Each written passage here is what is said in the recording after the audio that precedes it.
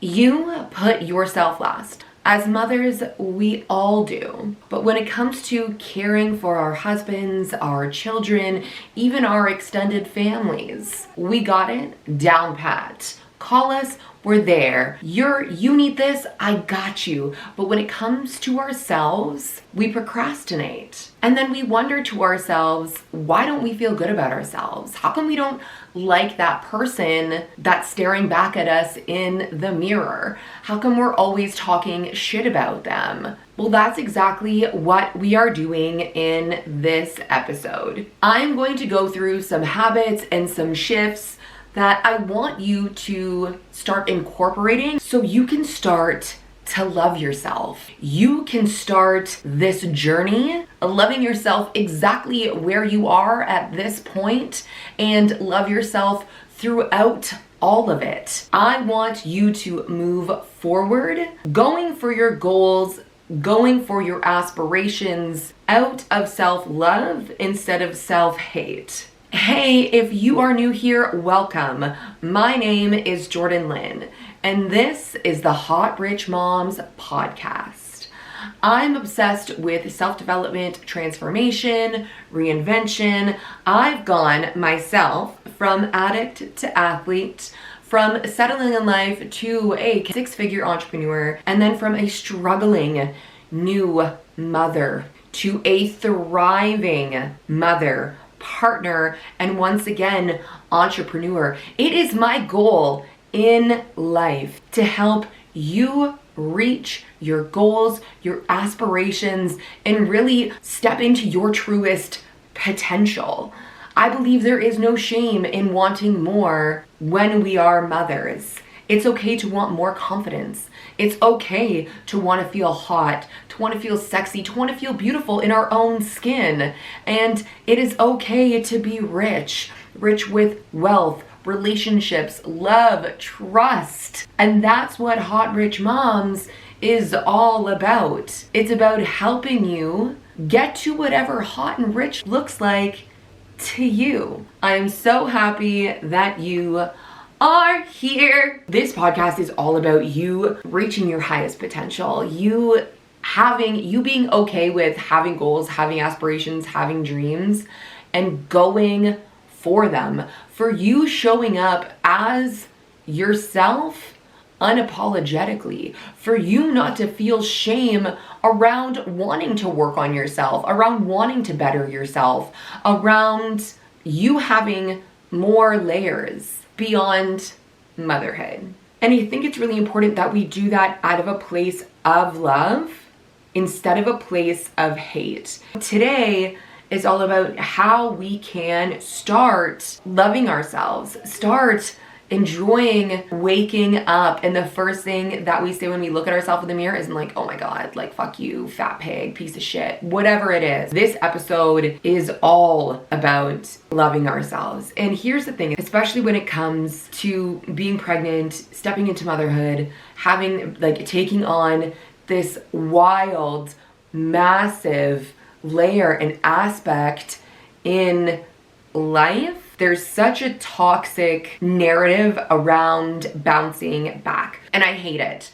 I hate bounce back culture. I am going to talk about it in a different episode. I hate it. It makes us feel worse about ourselves because it is all about going back to that person who we were previously, when really there is no going back. We are now our mother. We are now responsible for someone else's life. Our body has just been twisted and contorted into sometimes, and definitely in my case, to something unrecognizable, to something that was so uncomfortable. We just built a human being and now we're responsible for this human being.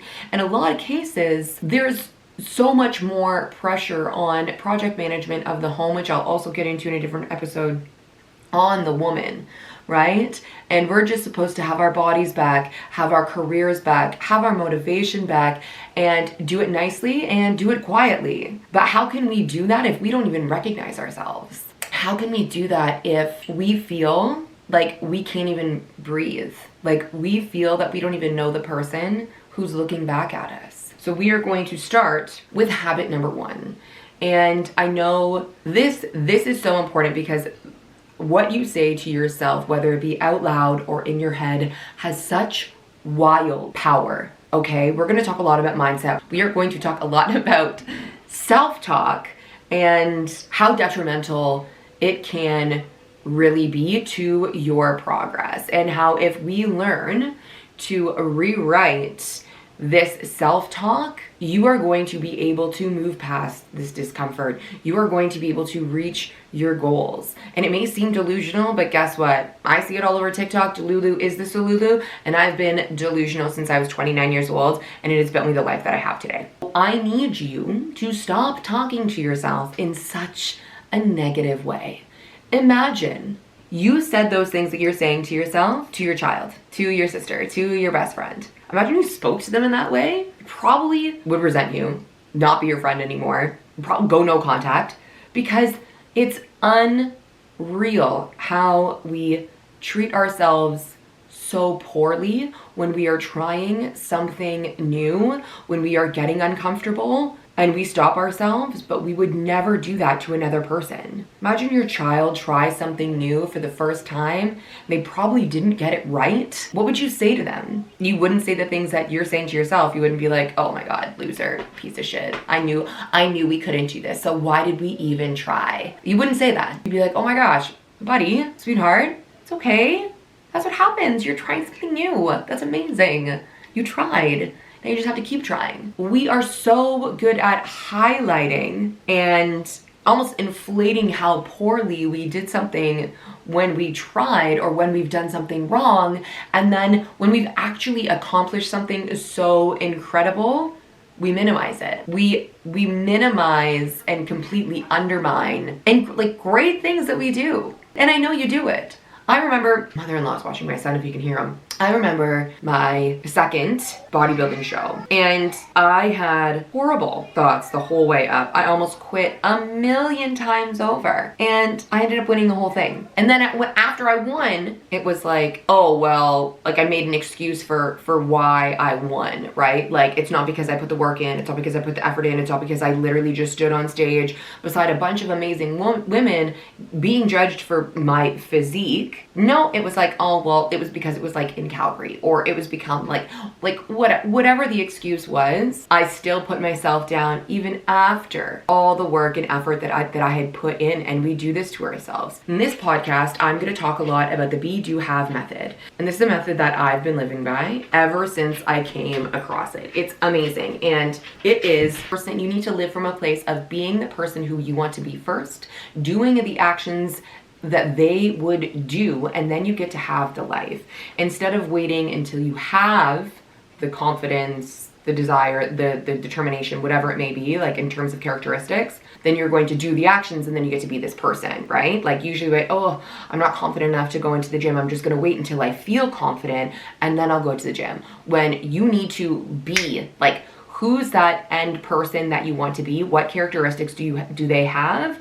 And what habits do they have? We're going to go into designing your future self in the next episode, but remember, be, do, have. You need to be the person first. So even if you just take a second and look at your future self or think about your future self, would they be tolerating the things that you're saying to yourself now? Probably not, babe. So stop talking to yourself. Step number 2 is rewrite the narrative. I personally, an exercise that I do is if I say something negative to myself, I'm a shitty mom, you know, I get frustrated with my husband as a professional athlete, and sometimes I'm not as supportive as I probably could be because he's gone anywhere from 2 to 4 days out of the week during the winter times. I feel very alone and I feel very by myself, and I feel like a lot of things are put on my shoulders while he is doing this sport. I'm maybe not as supportive. I say something like that, whatever it may be. I'm not a supportive wife, ugly, like any negative thought that you could be having. I immediately write it down and then I rewrite the empowering opposite. Or if you can't do that because you're like, Jordan, like I actually just don't believe it and it won't sit well with me, that's okay. What I want you to do is I would want you to rewrite the narrative as reality stands, right? So as a mother, think about what you would say to your child or what a coach would say to somebody if they did something and it didn't go as planned. Hey, that's okay. You did what you could.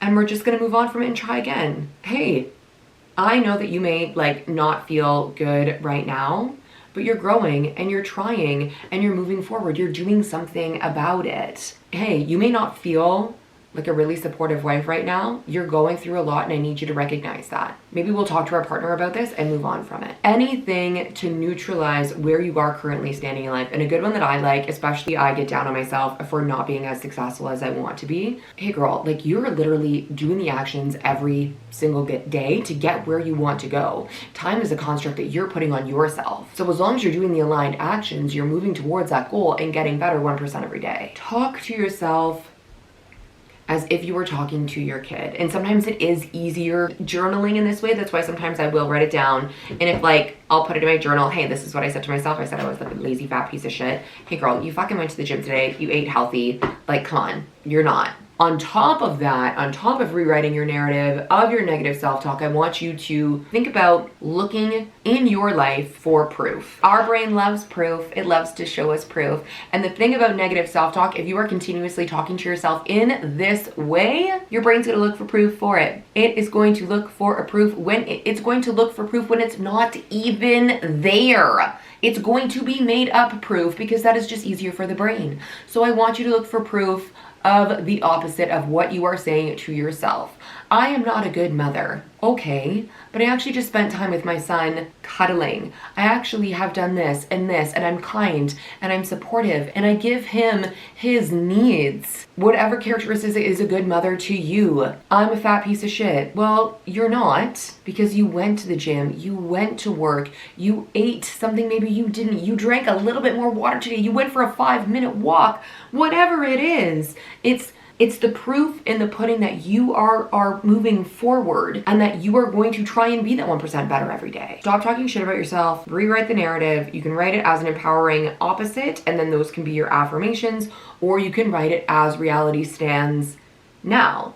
And talk to yourself as if you were talking to your child, as if you were a coach talking to one of your players, whatever it may be, whatever resonates with you more. And then lastly, as we talked about that be, do, have method, I want you to think about being the person that you would enjoy loving. So what characteristics would you need in your life to love yourself?